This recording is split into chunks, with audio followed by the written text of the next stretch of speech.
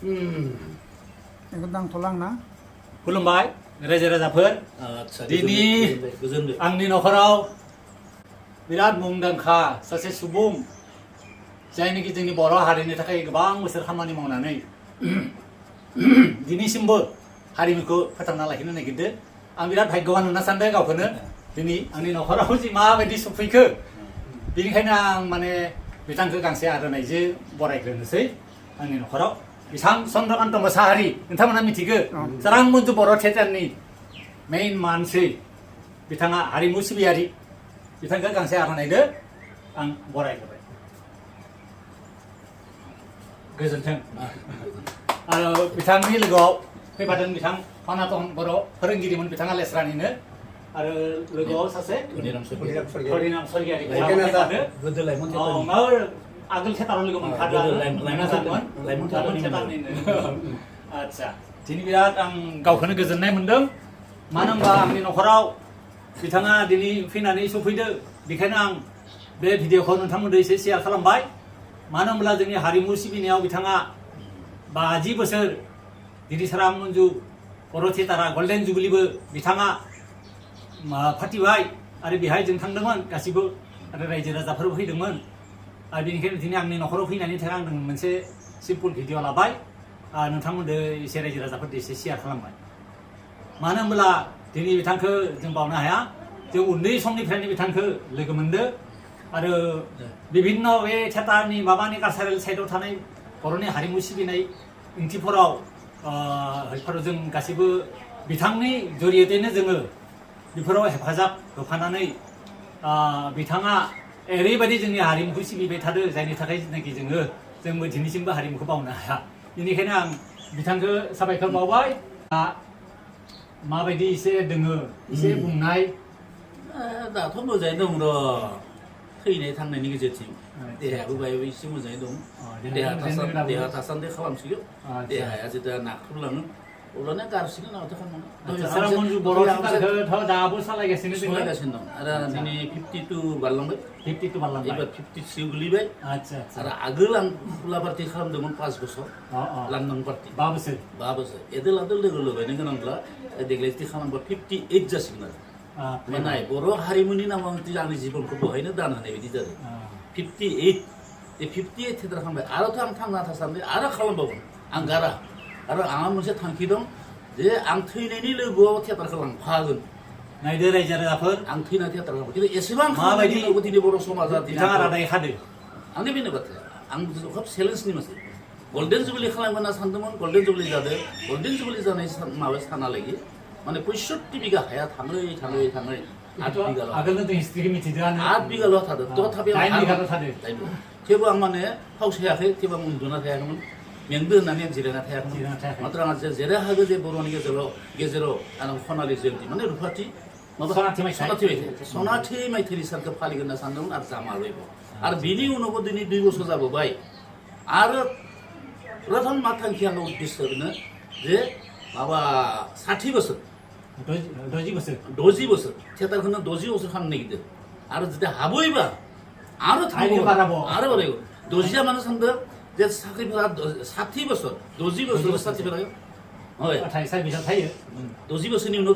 retirement जायो थिग आंबो थियेटारखौ रिटायारमेन्ट खालामो आरो जे थांना थाबा आरो खालामबावगोन आरो आंहा मोनसे आरो बिराद थांखि दं आंनि गोसो गोरबोआव बिदि रायजो राजाफ्रा जे सापर्ट खालामो भगबाना जुदि इसोराव अनोब्ला होमबाना आं आरो नेपालाव थांनायनि मोनसे सिन्था खालामदों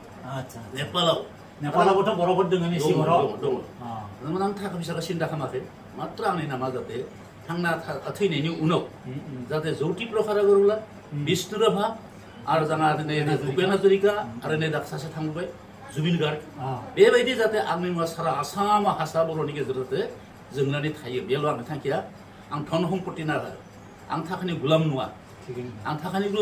आं मात्र बर' हारिमुनि थाखाय गुलाम बर' हारिमुनि थाखाय आं गुलाम दा आंनि थांखिया जाफुंना खिथानो हालिया खिन्थु आं बिराद आखा दंबावो आरो आচ্ছা दा मोनसे नोंथाङा माबा मेगाजिन दिहुननायनि खोथा बुंदो मेगाजिन दिहुननाया जाबाय ओरैहाय आंखौ ओरै बुंदों मानसिफ्रा दिनै हारसाफोरानो बुंदों आरो जे इमान बर'नि गेजेराव सासे ओरै मानसि सासे दङ नाटकनि मानसि थियेट्रिकेल सोरां मन्जु थियेटारनि बिगुमा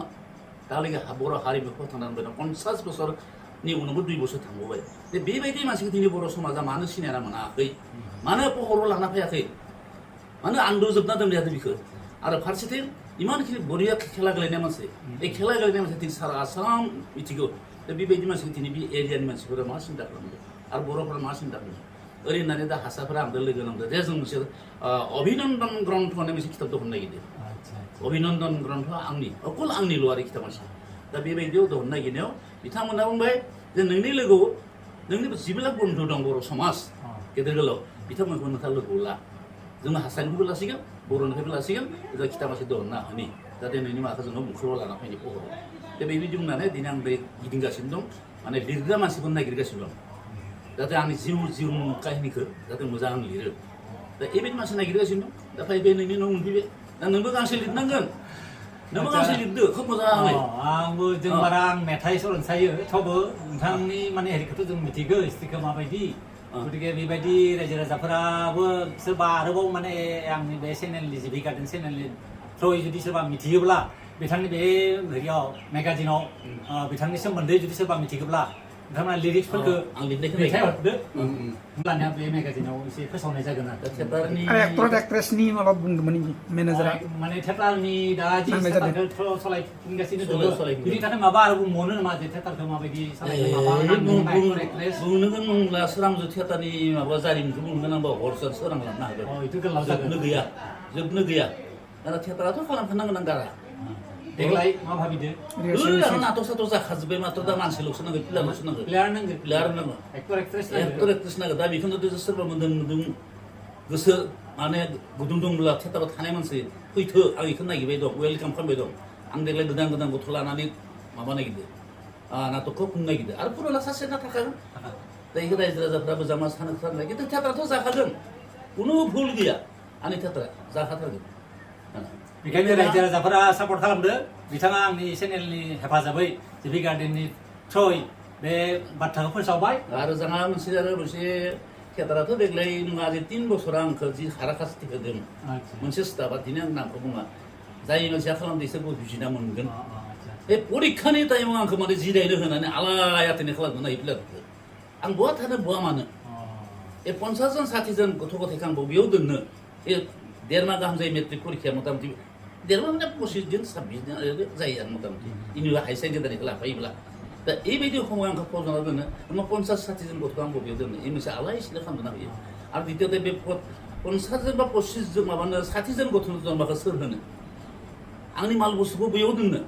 उपाय गैया माने न'आव लांनानै जाबना दोननो गोनां जायो 2 माह ओरैनो जिरायना गोनां जायो आरो जिरायनो गोनां जायो एक्टर एक्ट्रेसआबो एसे जथेस्थ' खस्थ' मोनो रांनिबो आंखाल बायदिसिना बिसोरबो बेबायदिहाय 3 बोसोर आंखौ जथेस्थ' खस्थ' होदो दा बेखिनि बुस्थु आसलते उठेना लानायबा आं बिराद गोजोनखौ मोनो आं खोब गोजोन मोनो खारन এই অনুষ্ঠান आंनि नङा बे समग्र जोंना दुलाराय बर' समाजनि सोरखारसो सोरां मन्जुआ थांना थानाय माने बर' हारिमुआ जौगानाय सोरां मन्जुआ गोमानाय माने बर' हारिमुआ एसेबाबो खहा जानाय दा সেইকাৰণে बे थियेटारखौ फोथांना लाखिनाय थांखिया जादों मा नै बर' सुबुं समाजा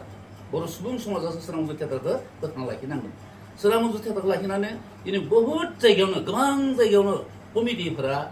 गोदान कमिटिफोरा गोदान जायगायाव माने मोजां कमिटिफोरा 2 लाख 1.5 लाख गाहाम इनकाम खालामदों दा होमबा बे थाखाखौ सोरनिफ्राय मोनखो अनसुंथाइखौ सोरनिफ्राय मोनखो सोरां मन्जु थियेटारनिफ्रायसो बे थाखा 1 लाख 1.5 लाख थाखायसो इनकाम खालामनो हादों आरो बे थाखाखौनो अनुष्ठानफोराव माने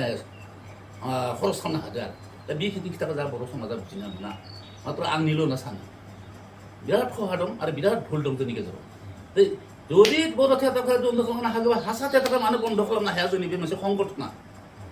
हारसा थियेटारावथ' परिखानि समाव गायो दिनै बर' एरियायावनो गायो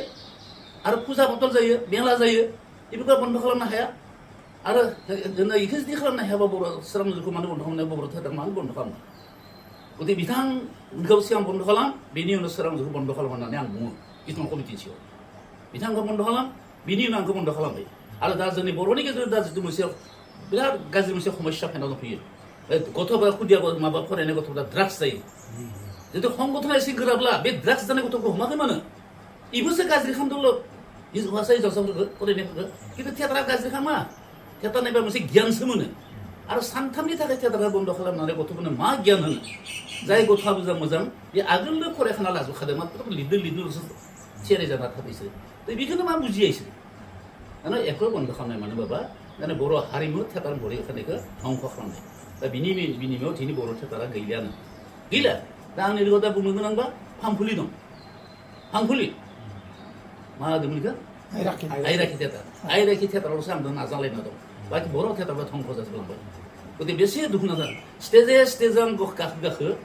जौस्राङाव गाखोनानै कमिटिफ्रा जिखिजाया मान बावो थियेटार गाखोनानै अब्लाना मेगन मोदै हुगारफोर बुङो थेवबो बर' समाजनि गोसोआव दाबो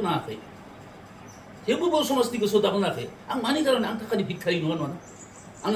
आंनि न'खर साथाम साब्रै फिसा हौवा साख्रि दं आं आरामै जिरायना जानो हागोन दा बेखिनि खोथाखौ आं मोनला निजेनो मेगन मोदै हुगारो बर' जातिनि थाखाय मानो किसुमाना बुजिना मोना दिनै एसे दान्दिसे रायलायबाय रायजो राजाफोर बिथांजोंसो गोबां रायलायनो लागादोंमोन नाथाय भिडिअ'आबो गोलावद्राय जायो माब्लाबा आरो बिथांजों आरोबाव रायलायबावगोन आरो नोंथांमोननि सेराव आं शेयार खालामगोन गतिके आं दिनै जोबोद गोजोनबाय आंनि न'खराव फैनायनि थाखाय बिथांनो जोङो जोंनि फालनिफ्राय जोंथ' बोर सारस्रिनो माथो जों भगबान नङा थेवबो मोनसे जोंनि हारिमुखौ बिथाङा फोथांना लाखिनो थाखाय साबायखर बावबाय आरो जोबोद गोजोननाय मोनबाय जोबथायाव आं बेखौ बुंबाय जे